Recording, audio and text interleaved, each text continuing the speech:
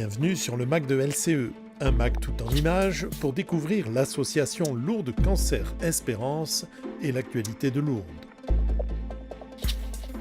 Un nouveau numéro avec la délégation LCE de la Loire qui vient de fêter ses 30 ans d'existence dans l'amitié et la ferveur. Point fort des pèlerinages à Lourdes en ce mois de mai, le pèlerinage militaire international a rassemblé 15 000 soldats venus de 50 pays pour fêter le 60e anniversaire de ce rassemblement pour la paix.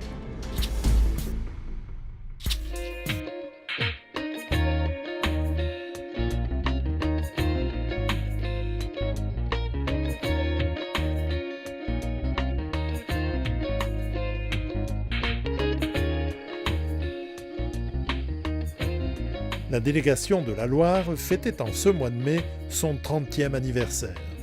30 ans de service et d'amitié dans la solidarité et l'espérance. Monseigneur Sylvain Bataille a voulu souligner l'importance de l'association dans les mouvements d'église du diocèse de Saint-Étienne. L'espérance, c'est au-delà de l'espoir. L'espoir, c'est quand on est en bonne santé ou quand on dit bon, on va peut-être s'en sortir. L'espérance, c'est cette certitude de foi que l'amour et la vie auront le dernier mot, quelles que soient les épreuves que nous avons à traverser. Et nous avons besoin de nous soutenir pour vivre cette espérance, une espérance sur cette terre et une espérance qui dépasse évidemment cette existence. Nous sommes appelés au royaume de Dieu.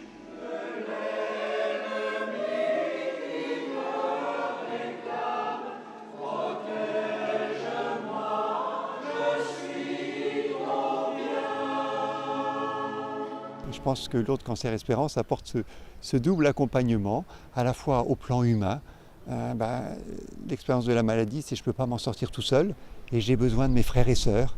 Et quand en plus c'est des frères et sœurs qui ont eu eux-mêmes cette expérience de la maladie, qui comprennent de l'intérieur ce qu'on est en train de vivre, ils apportent un soutien, une grâce tout à fait particulière et je crois que c'est vraiment ce que vous vivez.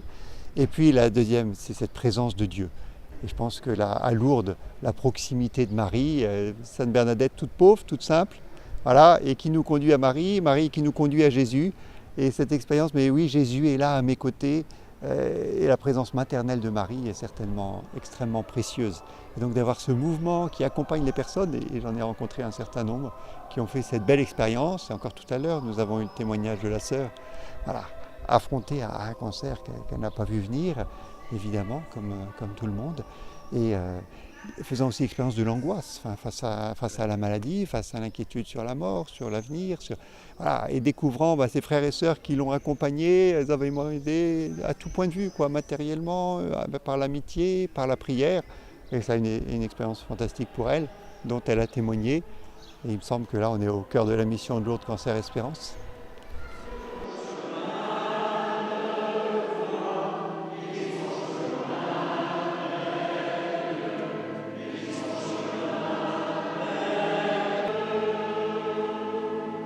On se sent beaucoup plus solide, on peut s'appuyer les uns sur les autres. Ça nous donne beaucoup de force, beaucoup d'espoir. Et puis le partage, pouvoir pleurer sur une épaule, c'est quelque chose aussi d'important. Pouvoir rire ensemble, c'est aussi important.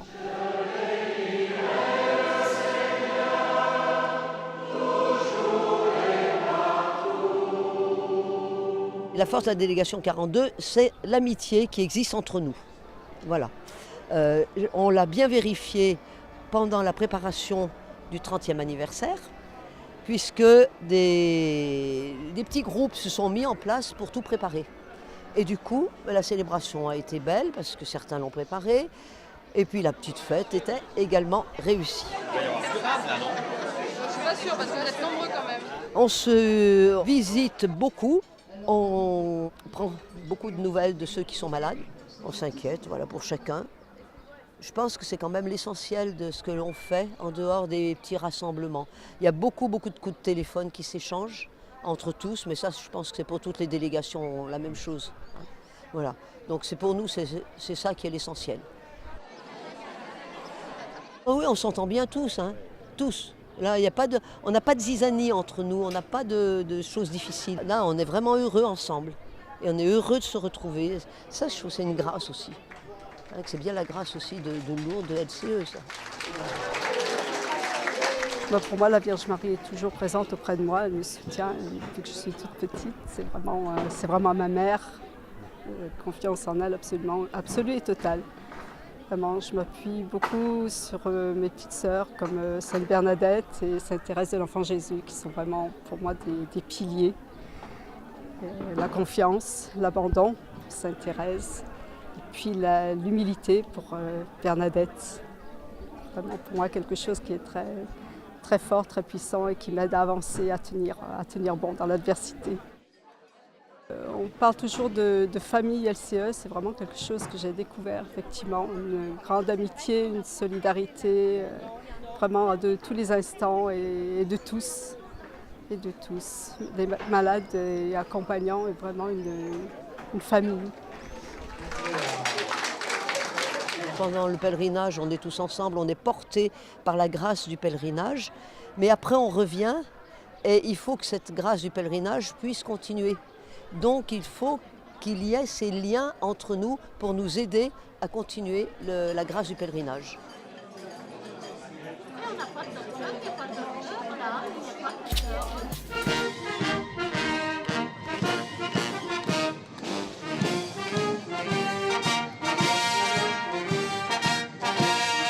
Le pèlerinage militaire international à Lourdes fêtait en 2018 son 60e anniversaire. Être militaire, c'est se mettre au service de son pays en faisant le choix de faire passer en premier ce service. C'est aussi côtoyer la souffrance extrême et la mort. Les militaires sont des professionnels de la paix. Le pèlerinage à Lourdes, pour eux et pour leurs familles, est un ressourcement auprès de Marie particulièrement important. Les aumôneries militaires assurent tout au long de l'année un service pastoral auprès de ces femmes et de ces hommes de valeur. Le pèlerinage à Lourdes est le sommet de cette activité d'aumônerie.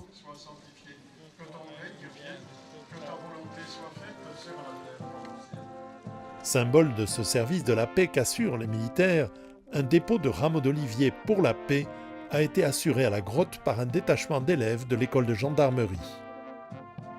Un beau geste au creux du rocher.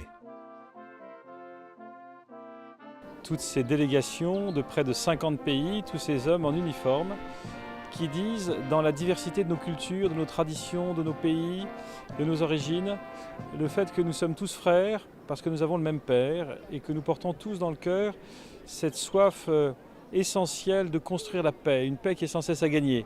D'abord une paix de nos cœurs, ensuite une paix entre les frères, une paix dans les familles, une paix dans nos communautés, et puis une paix entre nations et une paix dans le monde. Et cette paix, elle est le fruit de la justice, elle est le fruit de la charité, elle est le fruit de l'engagement quotidien des uns et des autres, là où ils sont, là où la Providence les a plantés, pour tisser des liens d'authentique fraternité et pour manifester, comprendre, déployer la dignité de chacun sur cette terre. Nous comprenons bien que la plupart des conflits ont pour origine un sentiment de manque de dignité, un sentiment de mépris, un sentiment d'injustice, une réalité de mépris ou d'injustice. Et nous voyons combien c'est véritablement une conversion spirituelle qui peut opérer cette paix si décisive pour chacun et pour le monde.